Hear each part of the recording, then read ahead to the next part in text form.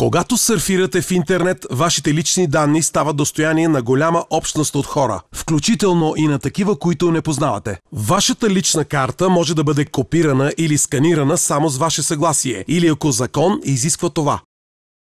Когато говорите по телефона, вие споделяте важна лична информация. Знаете ли кой стои отсреща и дали е този, за когото се представя? Никой няма право да задържа личната ви карта като залог срещу предоставена услуга, независимо дали сте на ски пистата, в спортната зала, в заложна къща или трябва да получите пропуск. Понякога най-неочаквано някой ни наблюдава, а дали ни е информирал за това? Не бъдете небрежни към документите, съдържащи лична информация. Всичко това са ваши лични данни. Бъдете внимателни на кого ги предоставяте.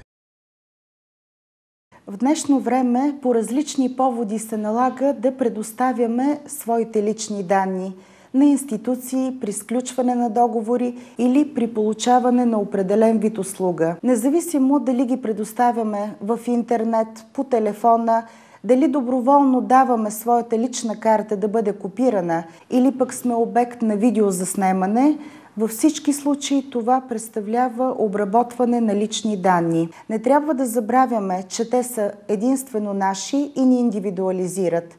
Право и отговорност на всеки човек е да знае винаги на кого предоставя своите лични данни и с каква цел. Ако имате съмнение, че с вашите лични данни е злоупотребено, винаги можете да се обърнете към Комисията за защита на личните данни.